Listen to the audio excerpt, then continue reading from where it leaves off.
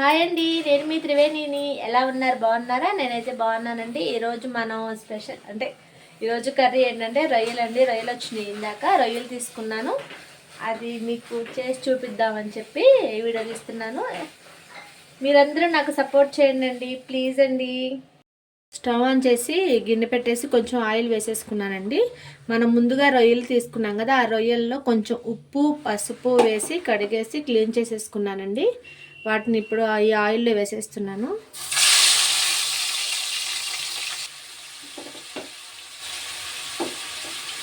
ఈ ఆయిల్లో వేసేసాను. మనం ముందే ఉప్పు పసుపు వేసాం కాబట్టి ఇప్పుడు వేయవసరం లేదు. ఒకసారి కలిపేసుకుని మూత పెట్టేసుకుందాం. ఇవి మగ్గనిద్దామండి.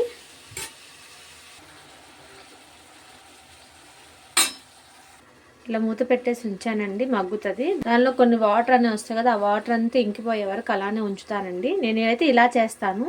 మార్నింగ్ నిన్న వచ్చినాయిలే అండి, నిన్న తీసుకున్నా నేను. మార్నింగ్ కాదు, నిన్న మధ్యాహ్నం వస్తాడు ఆయన. మంగళవారం వస్తాడు, మంగళవారం బుధవారం 2 రోజులు వస్తాడు చేపలు రొయ్యలు తీసుకుని.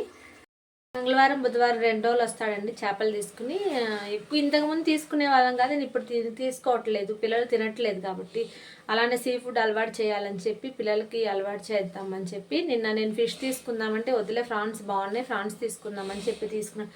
కేజీ 450 చెప్పాడండి, 400కి ఇచ్చాడు.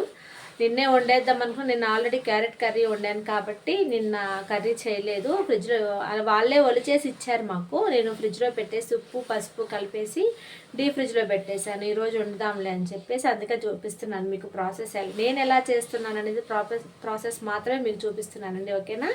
మీరు ఎలా చేస్తారో నాకు కామెంట్ చేయండి. ఓకేనా ఫ్రెండ్స్? చూడండి, ఆ వాటర్ అంతా ఇంకిపోయే వరకు మగ్గించుకోవాలండి. ఎక్కువసేపు మగ్గించుకోవద్దు, అవి గట్టి పడిపోతాయి. ఎక్కువ మగ్గించుకోకుండా ఆ వాటర్ వరకు ఇంకిపోయేలా చూసుకోండి, సరిపోతుంది. చూడండి, ఆల్మోస్ట్ వాటర్ అనేవి ఇంకిపోయినాయి. ఒక 2 మినిట్స్ ఉంచేసి తీసేసేద్దాము. వాటర్ అన్నీ లేవండి, వాటర్ ఇంకిపోయినాయి. ఆయిల్ అనేది పైకి వచ్చేస్తుంది కదా, ఇంక ముక్కలు నేను వేరే ప్లేట్లో తీసేసుకుంటున్నాను.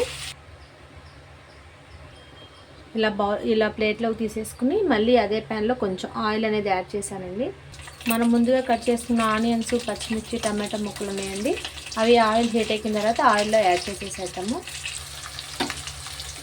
మనం కట్ చేసుకుని ఆయిల్లో వేసేసాము. కొంచెం సాల్ట్ అనేది కూడా యాడ్ చేసేసాను. ముక్కలు మగ్గుతాయి కదా, సాల్ట్ యాడ్ చేస్తే కొంచెం యాడ్ చేశాను.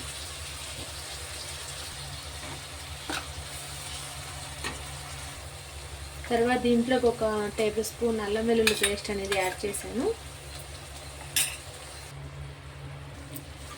ఉల్లిపాయలు మగ్గిపోయినాయి అండి. దీంట్లోకి ఇప్పుడు మనం పక్కకు తీసుకున్నాం కదా రొయ్యలు, అవి ముందు దీంట్లో యాడ్ చేసేసి కలిపేసుకుని మూత పెట్టేసుకుందాం. ఒకసారి కలిపేసి మూత పెట్టేసుకుందాం ఒక 5 మినిట్స్. ఒకసారి కలిపేసుకుని ముక్క చూద్దామండి మగ్గిందో లేదో. ఇందాకే ఆల్మోస్ట్ సగం మగ్గిపోతుంది. ఇప్పుడు దీంట్లో కొంచెం మగ్గిపోతే కూర అయిపోయినట్టే. ఇంకా సాల్ట్ అనేది కొంచెం వేసాం కదండి, ఉప్పు చూసుకుని సరిపోయినంత ఉప్పు వేసుకోండి. కారం కూడా వేసేస్తున్నాను. ముక్క అనేది మగ్గిపోయిందండి. నేను ఇంకెక్కువ మసాలాలు అనేది ఏం యూజ్ చేయలేదండి, ఎందుకంటే చిన్నపిల్లలు కదా, కొంచెం మంట తినరు కాబట్టి కొంచెం కారం కూడా తక్కువే వేస్తున్నాను. మసాలాలు కూడా ఎక్కువ ఏం వేయలేదు. కొంచెం అల్లం వెల్లుల్లి పేస్ట్ ఒక్కటే యాడ్ చేశాను, ఇంకంతేనండి. కారం కూడా యాడ్ చేసేదానండి. కొంచెం ఉప్పు అనేది సరిపోలేదు, నేను యాడ్ చేసుకున్నాను, ఎందుకంటే ముందు కొంచెమే కదా వేసింది. కారం కూడా వేసేసుకుని ఒక 2 మినిట్స్ మనం మూత పెట్టేసి ఇంక గ్యాస్ స్టవ్ ఆఫ్ చేసేసుకుందామండి. లాస్ట్లో కొంచెం కొత్తిమీర అది యాడ్ చేసేసుకోండి. గరం మసాలా ఉంటే గరం మసాలా కూడా యాడ్ చేసుకోండి. అంతేనండి, ఎంతో రుచికరమైన మన రొయ్యల కూర రెడీ అండి. నా వీడియో మీకు నచ్చితే లైక్ చేయండి, షేర్ చేయండి, సబ్స్క్రైబ్ చేసుకోండి. బాయ్ అండి.